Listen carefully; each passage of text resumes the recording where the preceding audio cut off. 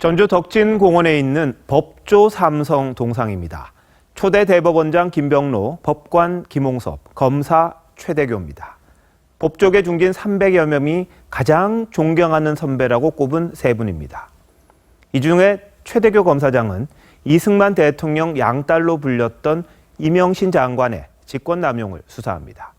정권이 그를 회유 협박하다 못해 대통령이 직접 나서서 석방하라고 주문합니다. 하지만 그는 기소 여부는 검사의 권한이라며 기소하고는 옷을 벗습니다. 그는 누룽지로 점심을 때운 누룽지 검사이기도 했습니다. 청렴하기에 강직할 수 있다는 말을 남깁니다. 이대 검찰총장 김익진도 대쪽 검사로 존경을 받습니다.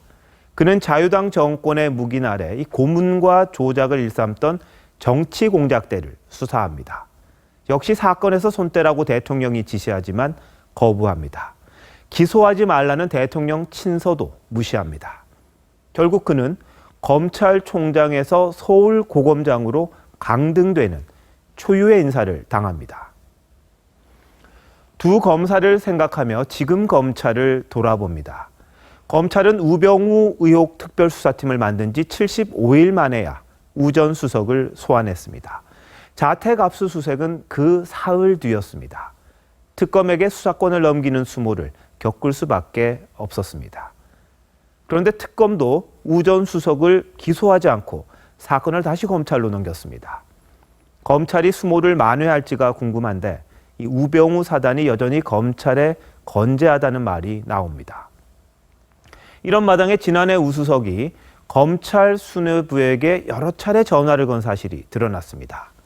검찰이 자신과 최순실을 수사하던 민감한 시기에 검찰총장, 서울중앙지검장과 통화를 했습니다.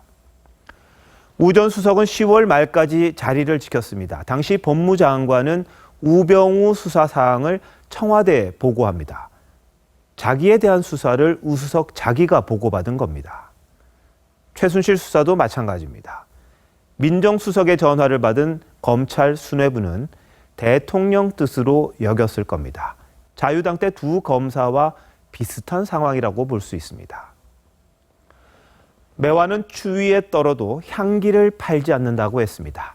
그 지조와 기계를 지금 검찰에게 기대해도 될까요?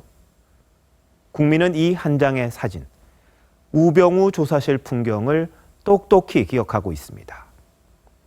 앵커 칼럼, 검찰과 우병우였습니다.